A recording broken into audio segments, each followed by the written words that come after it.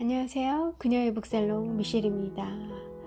더운 일요일 잘 보내고 계신지 모르겠네요. 오늘은 왜 나는 너를 사랑하는가 라는 알랭 드 보통의 책을 소개해 드리려고 합니다.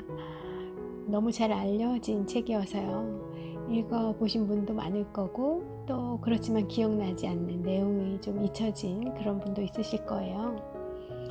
내용이 기억나시건 또 아니시건 큰 문제가 되지는 않죠. 오히려 나는 이 책을 이렇게 읽어냈었는데 내가 아닌 또 다른 사람들은 같은 책을 또 어떻게 다른 방식으로 읽어냈는지, 어떤 메시지들을, 본인에게 어떤 가치들을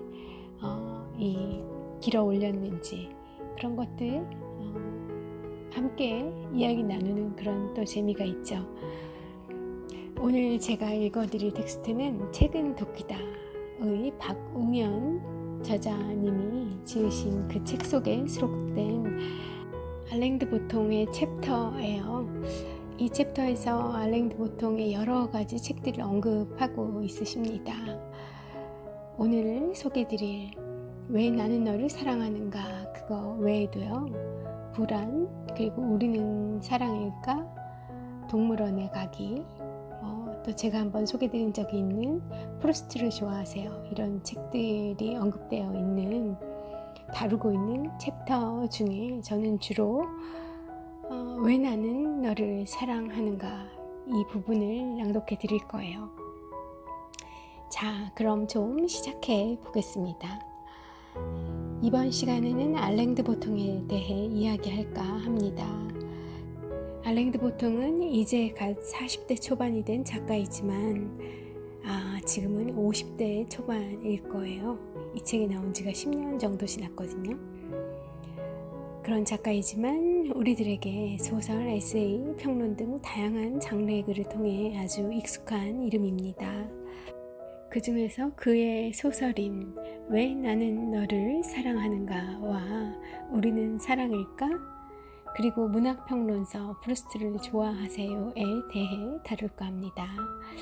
저는 알랭 드 보통과 왜 나는 너를 사랑하는가로 처음 만났는데요.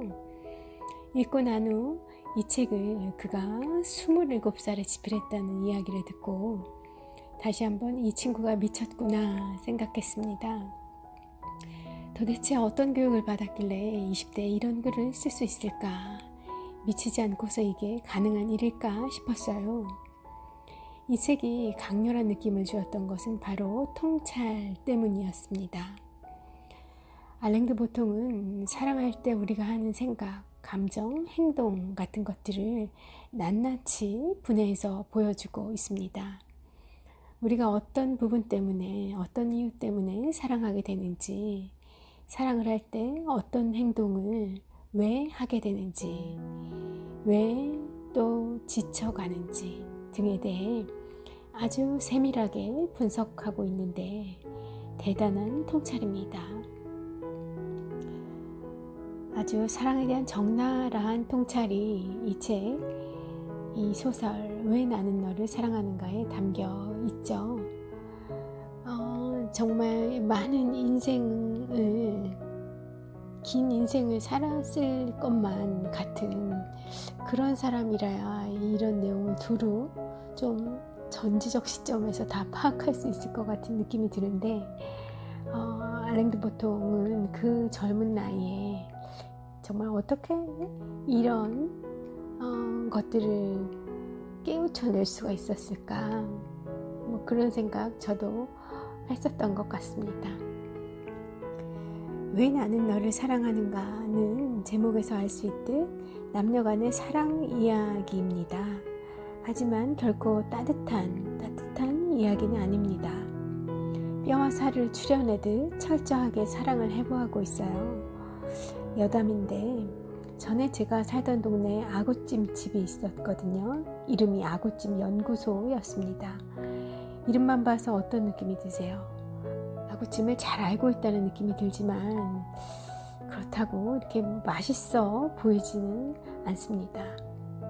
알랭드 보통의 이 책도 마치 사랑연구소 같은 느낌이었어요.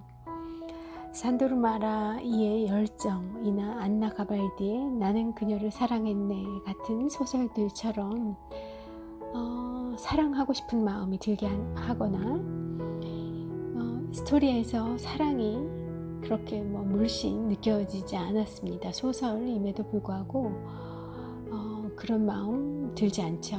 이 책 왜 나는 너를 사랑하는가 하면 오히려 이 사랑의 정체가 이거였나?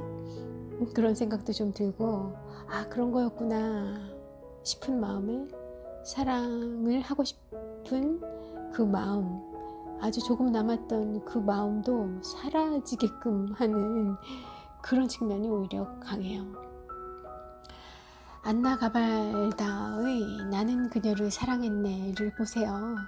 가정에 있는 남자와 불륜관계인 여자는 남자의 이혼을 원하지만 그렇지만 그는 용기를 내지 못하죠. 그리고 두 사람은 가끔 호텔방에서 만나는데 여자가 남자를 기다리면서 그와 함께 하고 싶은 걸 적습니다. 그 리스트는 책 2페이지가 넘는 분량인데요. 정말 사소한 것들이에요. 늦잠 자기, 쇼핑하기, 함께 커피 마시기, 음악 듣기, 식사하기, 이런 아주 일상적인 것들이었어요.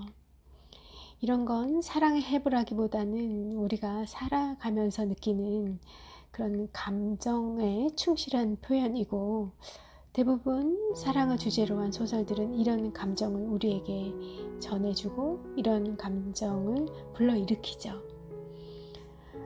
아주 사랑이라는 감정에 감정이입하게 만들어주는 겁니다.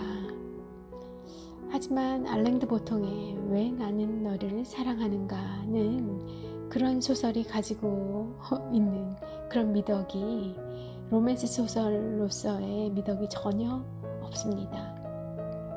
감정이입보다 우리의 감정 상태를 아주 적나라하게 다 보여주죠. 해부를 해줍니다. 연구소에서 연구하듯 분해해서 보여주기 때문에 사랑에 빠지고 싶게 만들지 않아요. 저절로 사랑에 빠지고 싶지가 않아져요. 그렇지만 이 책 자체, 내용 자체, 그리고 알랭드 보통을 생각하면 굉장히 아주 매력적으로 느껴지는 그런 책입니다. 사랑에 빠지기까지, 그리고 빠진 후에 말이나 행동들이 왜 그렇게 그런 말들이, 그런 행동들이 나오게 되는지 아주 깊이 있게 해석했기 때문이죠. 자, 그럼 살펴보겠습니다. 여러분은 어떤 사람을 봤을 때 사랑에 빠지시나요? 아마 본인이 보기에 매력적인 사람한테 빠지게 될 겁니다.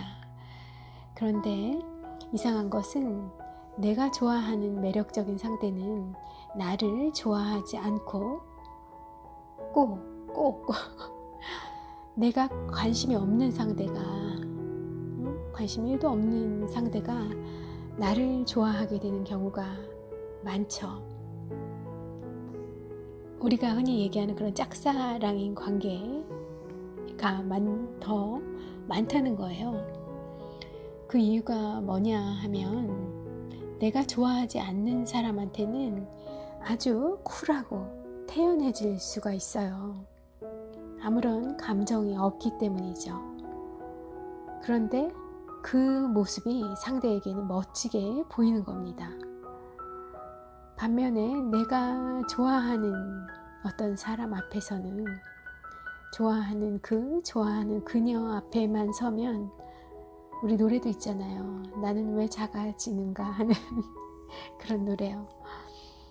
내가 좋아하는 사람에게는 감정이 있기 때문에 그 좋아하는, 잘 보이고 싶은 감정, 나를 알아줬으면 하는 그런 감정들이 들어가 있기 때문에 얼굴도 빨개지고요, 목소리도 떨려요, 말도 더듬게 됩니다. 실수하지 말아야지 하지만 실수를 더 하게 되는 거죠. 결국 애정이 없는 사람에게, 그러니까 내가 관심이 없고 그 좋아하는 호감이 없는 사람에겐 본의 아니게 나의 전 존재를 솔직하게 드러내고 그것이 또 타인에게 매력으로 어필하기가 쉽고요. 반대로 좋아하는 사람에겐 자꾸 감추려고 하게 되고, 이 부끄러운 건 내가 좀 자신 없는 건 감추려 하게 되죠. 이런 거에 대해서 알랭드 보통은 이렇게 기술을 하고 있습니다.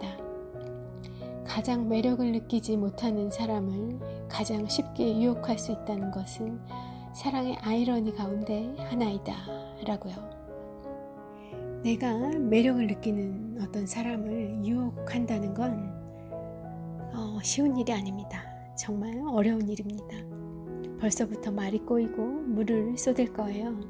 사랑 게임에는 태연함이 요구되는데 사실 이 게임에서 진지한 욕망, 그 갈망, 상대에 대한 갈망이 바로 장애가 되는 겁니다. 이 이야기는 이 책의 앞부분에 나오는 내용이에요. 이 책은 한 남자와 한 여자가 우연히 만나 사랑을 하고 헤어지는 그 사랑의 하나의 사랑에 대한 역사서 성격이거든요. 그런데 들어가는 도입부에 그렇게 시작을 하고 있는 거예요. 가장 매력을 느끼지 못하는 사람을 가장 쉽게 유혹할 수 있다는 것은 사랑의 아이러니 가운데 하나이다. 재밌죠? 알랭드 보통은 사랑에 빠지는 순간 더 이상 나는 누구인가가 중요하지 않다고 이야기합니다.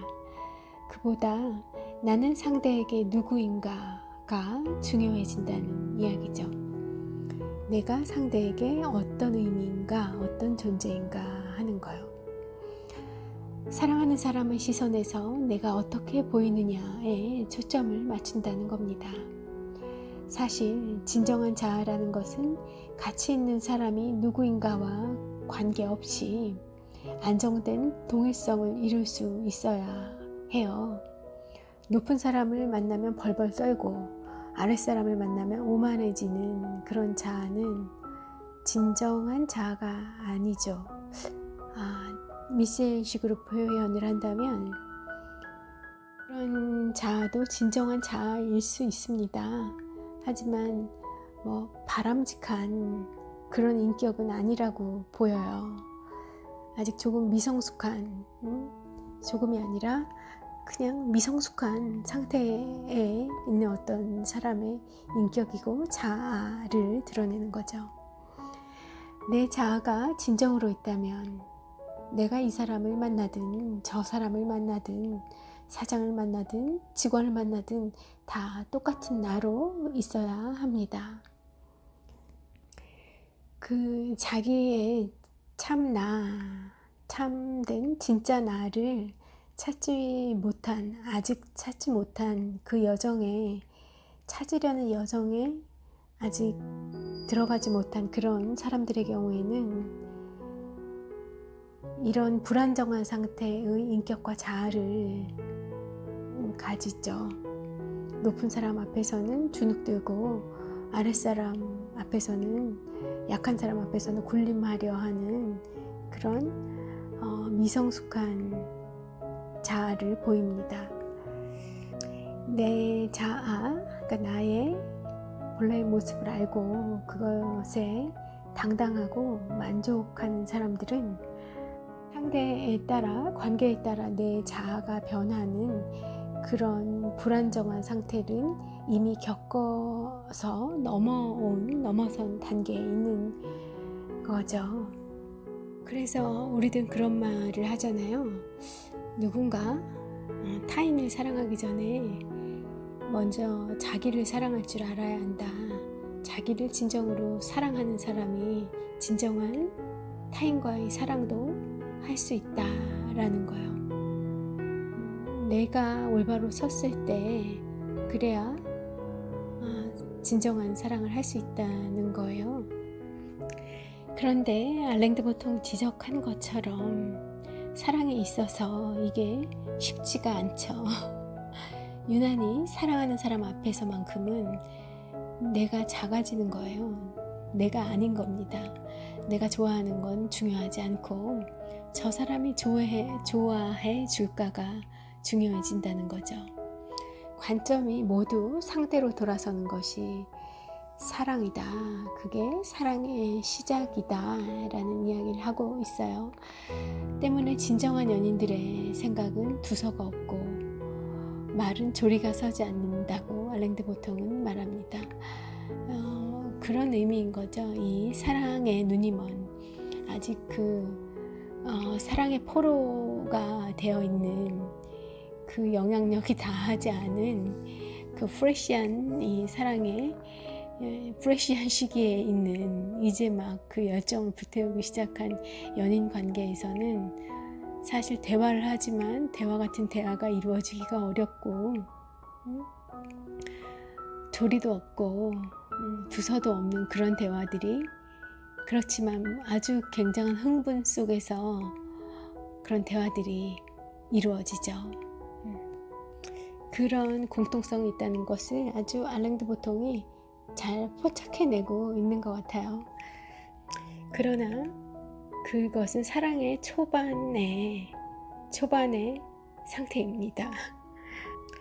알랭 드 보통은 사랑이 방향일 뿐이다, 공간이 아니다 라고 이야기를 해요.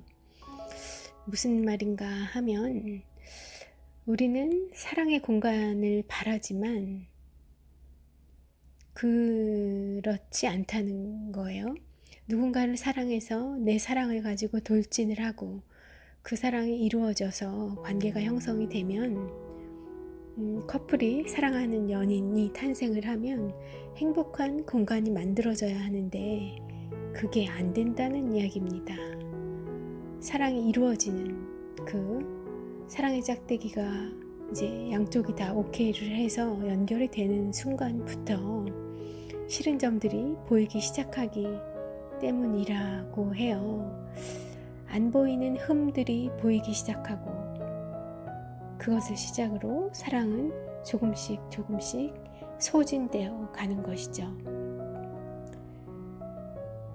그러다 보니 이렇게 멈춰져 있는 그 이상적으로 생각되는 그런 공간을 유지하고 있는 것이 아니라 아니다라는 결론에 이제 알랭 드 보통은 이른 겁니다. 연인들은 저 사람의 사랑을 받고 싶다는 갈망과, 그리고 연인이 된 이후에 오는 짜증, 갈망과 짜증, 이 두 가지의 극단 사이를 왔다 갔다 하는 것밖에 할 수 없다는 거예요. 결국 사랑에는 중간이 없다는 거죠. 열정이 갈망으로 열정이 불타오르던 그런 사랑의 초전이라고 할까요? 사랑에 들어가기 직전의 단계, 그리고 사랑이 이루어진 후에 이제는 서로를 소유하려고 하고, 그런 마음에서 비롯돼서 무언가를 자꾸 요구하고, 어떤 행동의 변화, 습관의 변화가 됐던, 아니면 나한테 기대하는 것들, 이런 것들이 쏟아지고, 그리고 나와는 또 이제 다른 패턴으로 그때까지의 모든 삶을 영위해왔던 나와는 다른 모든 점들이 크고 작은 짜증으로 이제 눈덩이처럼 커져가는 그 사랑이 이루어진 이후의 그 소멸해가는 그 과정, 그 사이만 있을 뿐이지 그 안에 실제 사랑의 공간, 아주 행복하기만 한, 바라보기만 해도 너무나 이쁘고 그런 중간지대, 가장 좋은 그 절정의 중간지대가 없다, 아주 극도로 짧다, 찰나다, 그런 얘기를 하고 있는 것 같아요. 이러한 알랭 드 보통의 사랑에 대한 정의를 뒷받침하는 문장 읽어볼까요? 우리 모두는 불충분한 자료의 기초에서 사랑에 빠지며 우리의 무지를 욕망으로 보충한다. 사실 상대에 대한 전체적인 정보를 가지고 있으면 사랑에 빠지는 것이 불가능합니다. 대상이 있으면 그 사람의 어떤 한 면을 보게 되죠. 말 한마디에 어떤 한 컷, 그 사람이 나에게 얘기했던 어떤 아주 멋있어 보였던 특정 한 순간, 그런 사랑이 사랑을 증폭시키죠. 나에 대한 그의 기대와 사랑, 갈망을 증폭시킵니다. 그렇게 우리는 부분의 아주 파편적인 정보로 나의 사랑의 감정을 키워간다는 거예요. 일단 그렇게 나에게 매력을 어필했던 하나의 장면을 통해 예쁘다, 멋있다, 매력적이다, 지적이다, 남성스럽다, 어쩜 너무너무 귀엽다, 러블리하다, 이런 좋다고는 생각을 강하게 각인을 시킨 뒤에 나머지 부분은 다 본인 스스로 상상을 해서 그에 대한 이미지를 채운다는 거예요. 반대로 그녀에 대한 이미지를 어떤 사실적인 팩트에 의해서 기반해서 채우는 것이 아니라 굉장히 감성적으로 내가 바라는 바를 그에게 혹은 그녀에게 투영시킨다는 겁니다. 그 상상은 나의 욕망으로 채워집니다. 이렇게 되면 이제 호감을 가게 됐어요. 누군가에게. 그러면 상대가 밥을 먹을 때는 이렇게 먹고 지적 수준은 어느 정도일 거라는 그런 아주 간단한 몇 가지밖에 확인이 되지 않은 상태로 상대에게 이제 급속히 빠져들어요. 그리고 나머지는 다 나의 욕망으로 채우게 되는 거죠. 실제로는 상대가 내 욕망으로 채워진 부분과 반대되는 행동들, 그런 이제 습관들을 보이게 되면 심지어는 화를 내게도 됩니다. 왜냐하면 내가 상상했던, 내가 좋아하는 남자는 혹은 여자는 그러면 안 되거든요. 나의 욕망에 반하는 것이기 때문에 그런 일은 일어나지 않았으면 좋겠는 거죠.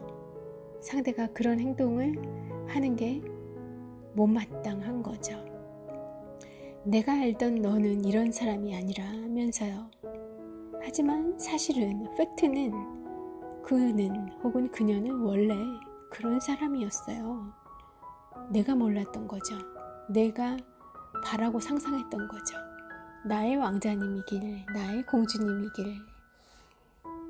자, 이것이 알랭드 보통의 사랑의 실체입니다. 알랭드 보통이 발견해낸 사랑의 실체가 이런 거라는 거예요. 어떻게 좀 공감되시지 않나요?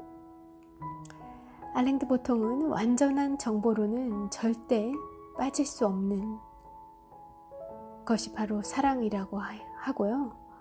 불충분한 자료로서만이 빠질 수 있는 게 사랑이라고 이야기합니다.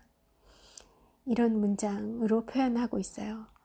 우리가 첫눈에 사랑하게 되는 사람들은 우리 머릿속에 작곡된 심포니처럼 멋지다라고요. 콩깍씨가 쓰는 거죠. 우리말로 표현하면요. 자, 한번 생각해 봅시다. 우리가 작곡가예요. 머릿속에 심포니를 그렸어요. 저 사람은 진짜 멋져, 그럴 거야 라고 생각하고 여자 혹은 남자 상대에 대한 심포니 악보를 그려요. 머릿속에 아름다운 곡이 만들어져 있죠. 실제로 연주를 해보면 그 심포니의 화음이 아름다울까요? 글쎄요. 현실에 부딪히면 악보 속에서 아름답던 그 화음이 현실에 부딪히면 바이올린은 음을 틀리고 심벌즈는 제때 못 들어오는 그런 불상사들이 수시로 발생한다는 겁니다. 보통의 문장을 조금 더 읽어드릴게요. 우리가 첫눈에 사랑하게 된 사람들은 구두나 문학에 관한 취향의 충돌로부터 자유롭다. 음정이 틀린 바이올린이나 늦게 들어오는 플루스로부터 자유로운 것과 마찬가지이다. 처음에 시작할 땐 모든 게 용서가 되죠. 모든 게 심지어는 멋있어 보여요. 그런데 이제 서로가 연인으로 다시 보게 되는 연인이라는 관계로 정의가 된 이후에 내 눈에 들어오는 상대는 이전에 나와는 또 전혀 다른 사람이라는 겁니다. 그 사람이 변해서가 아니에요. 내 콩깍지가 벗겨졌기 때문이라는 거예요. 이 책 왜 나는 너를 사랑하는가에서 주인공인 남자는 한 여자를 비행기에서 만납니다. 그리고 나서 사랑에 빠지게 되면서 관련된 모든 것에 의미를 부여해요. 이 여자가 어떻게 내 옆에 앉았을까? 이건 신의 계시라고 여기는 거죠. 남자는 파리에서 영국으로 오는 비행기 중에 에어프랑스가 아닌 브리티시 항공을 타게 됐고, 컴퓨터가 요술을 부려 수많은 비행기 좌석 중에 여자를 15A 좌석에, 나를 15B 좌석에 앉혔다는 것에 대한 확률을 계산합니다. 그리고 나서 이것은 운명이라고 믿는 거예요. 하지만 결국 그 여자와 헤어지게 되는데 그 계기가 구두 따위인 겁니다. 이 완벽할 것 같던 이 여자가 어느 날 구두를 신고 나왔는데 어떻게 저런 구두를 신고 나오지? 저 구두를 고른 안목으로 나를 선택했단 말인가? 헤어질 때는 이런 상태가 된다는 겁니다. 뭘 해도 미운 거죠. 뭘 해도 마음에 안 들고, 뭘 해도 촌스럽고, 뭘 해도 천박하고, 뭘 해도 짜증스럽고요.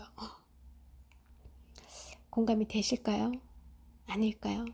여러분이 지금 사랑의 어느 단계를 거치고 있느냐에 따라 생각이 좀 달라지실 것도 같아요. 그리고 사랑을 경험해 보신 지가 얼마나 지났느냐에 따라 또 그것도 답에 영향을 줄 수 있을 것 같고요.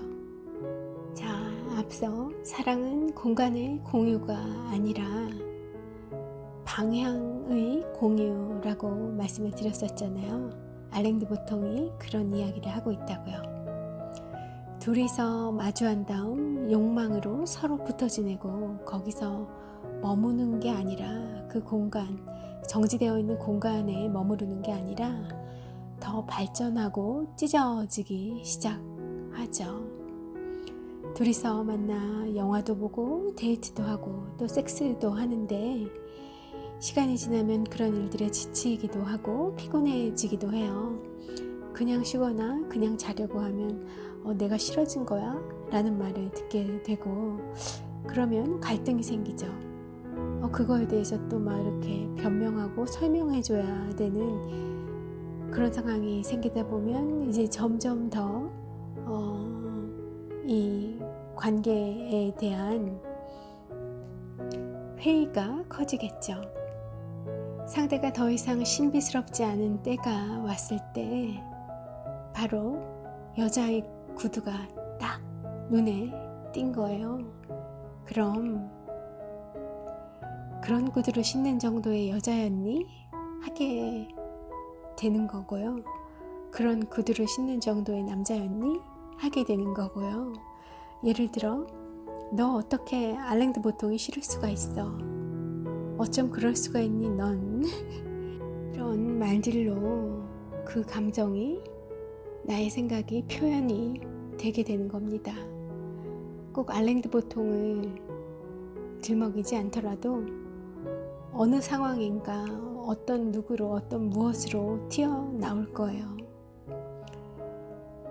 확보되지 않은 사랑, 그러니까 아직 사랑이 시작하기 전에 전초기, 서로 갈망 그리고 내 것으로 하고 싶은 그 마음이 이는 그런 불꽃이 튀는 그런 상황이라면 이런 모든 것들은 다 자유롭습니다.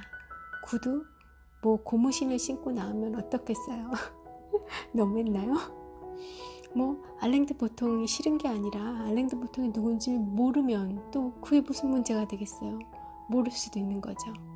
그런데 이제 내 것으로 되고, 그리고 서로의 관계 회의가 뭔가 좀 지루함이, 뭔가 실망감, 내가 나의 부정확한 정보에 의해 많은 부분은 나의 기대와 상상으로 채웠던 그 부분들과 실제가 일치하지 않는다는 것은 당연히 그럴 수밖에 없는데도, 그것을 하나씩 깨쳐나가게 되고 그런 상황들을 이제 반복적으로 겪다 보면 이제 이런 말들이 나오는 겁니다. 연애 초반에 아니면 내가 탐할 때, 상대를 탐하는 마음이 컸을 그 전초기에, 그 완벽했던 나의 남자, 그 완벽했던 나의 여성이 무너져 가기 시작하는 거예요. 상대에 대해 모르는 면들을 모조리 우리 마음대로, 내 기대와 바람대로 다 채워놨으니까 무너져 갈 수밖에 없죠. 그래서 헤어짐에 이르게 되는 겁니다.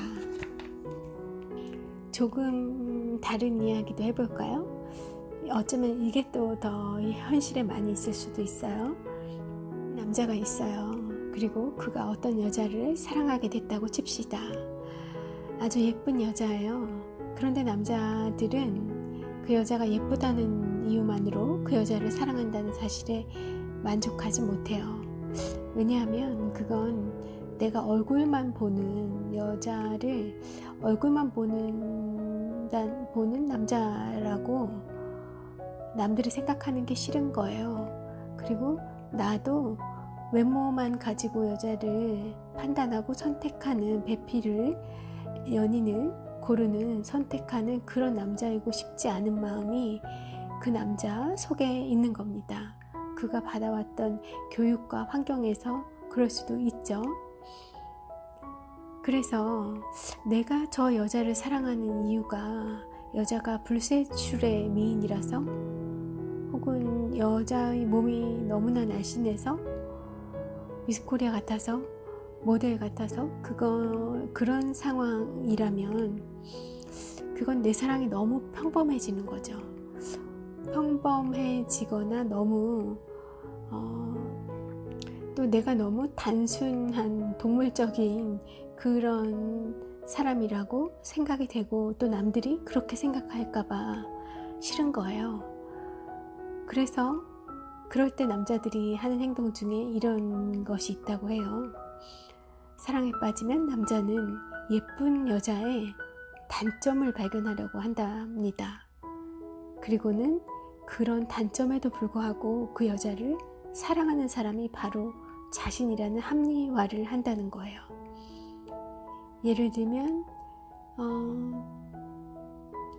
내가 좋아하게 된 그 여자가 성격이 이상하거나 불치병이 있거나, 불치병이라고 하면 좀 너무한가요? 지병이 있거나, 아니면 집이 너무 가난하거나, 아니면 말하는 게 너무 안 이뻐요. 막 험악한 말을 너무나 아무렇지도 않게 해요. 아니면 웃을 때 너무 크게 웃어요. 예를 들면 뭐 그런 식으로 그런 단점을 찾고, 그럼에도 불구하고 그 여자를 사랑하는 사람이 바로 자신이라는 합리화를 한다는 거예요. 우리 드라마에서 많이 보는 플롯 있잖아요. 본부장님이 어떤 뭐 재벌 2세가 그 회사의 말단 사원을 사랑하게 돼요. 그녀는 집도 너무 가난하고요, 집안에 문제가 너무 많아요. 뭐 그런 식으로, 예를 들면 여자 입장에서는 그런 점들, 이 남자가 찾아낸 그런 단점들을 사실은 감추고 싶었어요. 자신에게는, 여자에게는 그 점이 바로 콤플렉스였던 그런 점들인 거예요. 그런데 그것을 남자가 괜찮다, 예쁘다, 사랑스럽다 라고 해주는 겁니다.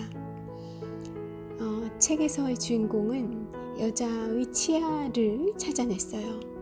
내가 사랑하는 여자는 예쁘지만 이가 삐뚤삐뚤해. 그럼에도 불구하고 나는 저 여자를 사랑해 하는 식으로 아주 작은 이유였지만 뭐 그런 것들을 작은 거더라도 그런 것들을 아주 본능적으로 찾아서 내가 단순히 아주 동물적으로 그녀의 얼굴만 본다던가 그녀의 이 몸만 본다던가 뭐 이런 식으로 그녀를 판단하지 않았다는 고 자기 위안을 삼아요. 뭐 그거나 한 가지 더 단점을 발견한 거나 뭐가 큰 차이가 있겠습니까만 뭐 예를 들면 그렇다는 거죠. 이렇게 우리의 이 사랑이 불완전한 상태로 시작이 되고 그리고 아주 불완전한 미성숙한 상태로 또 사랑이 끝나가는 것이 일반적이라는 거예요. 이런 사랑에 관한 해부, 통찰이 바로 알랭 드 보통의 왜 나는 너를 사랑하는가에 들어있어요. 그러니 읽고 나면 그럼에도 불구하고 사랑을 하고 싶다라는 마음이 솔직히는 잘 들지 않는데요. 그것이 어쩌면 이 보통이 27살에 이 책을 썼기 때문이 아닐까 그런 생각이 들어요. 제가 얼마 전에 했던 알랭 드 보통의 강연을 들은 게 있는데 지금은 결혼해서 굉장히 행복한 가정생활을 영위하고 있고 그 27살 때 생각했던 이 사랑론에서도 뭐 그 사랑론을 부정할 만한 그런 삶의 근거 단서 경험들은 없는 것 같더라고요. 여전히 자기가 생각한 것이 사랑이라는 사실을 믿고 그 속에서 그는 잘 살고 있는 것 같은데 그때 27살에 출간했던 책 왜 나는 너를 사랑하는가 이 책을 보면 우리는 이제 사랑에 대한 낭만적인 그런 것들을 싹 거쳐서 사랑을 하고 싶은 마음이 없어져요. 그렇지만 다행인 건 그렇게 그 사랑에 대한 단념이 생기기에는 너무나 피가 끓는 시기의 청춘들이 알랭 드 보통의 이 책을 많이 읽게 되죠. 그렇기 때문에 다행히 사랑하지 않겠노라 라는 선언을 하게 되는 케이스는 많지 않은 것 같은데요. 지금의 나이에 와서 알랭 드 보통이 27살이 아니라 50대 초반의 나이에서 이 책을 다시 쓴다면 어떨까요? 왜 나는 너를 사랑하는가? 그럼에도 불구하고 이것이 사랑의 정체임에도 불구하고 왜 우리는 왜 내가 당신을 사랑하는가? 그리고 왜 우리는 사랑을 해야 하는가? 이런 것들에 대한 그의 지평이 얼마나 더 넓어졌는지 궁금하게 만드는 책이었어요. 저에게는요. 여러분은 또 어떻게 읽으실지 이 박웅현 선생님처럼 광고쟁이시잖아요. 광고의 대가시죠. 임낙을 우리 사회에 전파해 주신 붐이 다시 일어나게끔 해주셨던 분이기도 하고 이 분이 읽어낸 것처럼 알랭 드 보통을 내실지 또 저와 같은 그런 의문들을 또 갖고 그런 여지들이 좀 생겨나실지 알랭 드 보통의 경우에는 사랑이 그랬을지 모르지만 나와 내 연인과의 사랑은 그러지 않았는데 라고 또 다른 그런 이야기거리를 가지고 계신 분은 또 없을지 궁금해지는 사랑에 대한 우리의 생각을 한번 되돌아보게 해주는 그런 책인 것 같습니다. 사람에 대한 성향의 차이도 큰 것 같아요. 사랑이라는 게 이루어지려고 하면 감성이 되게 중요하게 크게 더 많은 포션을 차지할 것 같기도 하지만, 그렇지만 또 본능적으로 이성적인 그런 면도 더 많이 가동되는 그런 개인도, 그런 사람도 있을 수 있을 것 같고요. 어쩌면 더 보다 원초적인 동물적인 그런 본능에 의해서 제어되는 경우가 더 많을 수도 있지 않을까, 그런 생각도 또 들고요. 자, 그래서 오늘 좀 여유 있는 일요일이라 내 사랑에 대해서도 좀 이렇게 여유 있게 생각해 해보해 보실 수 있는 책이 아닐까 싶고요. 지금까지 어떤 관계, 어떤 사랑으로 이어져 왔냐 보다는 앞으로는 혹은 현재는 그 관계가 어떠한가, 그리고 앞으로는 어떻게 갔으면 좋겠는가가 더 중요한 우리들의 숙제 아닌가 싶습니다. 이런저런 주위 것들 돌아보고 정리하시는 그런 휴일, 여유 있는 시간 되시길 바라면서 미셸은 물러가 보겠습니다. 또 좋은 재밌는 책으로 찾아올게요. 함께 해주셔서 감사합니다.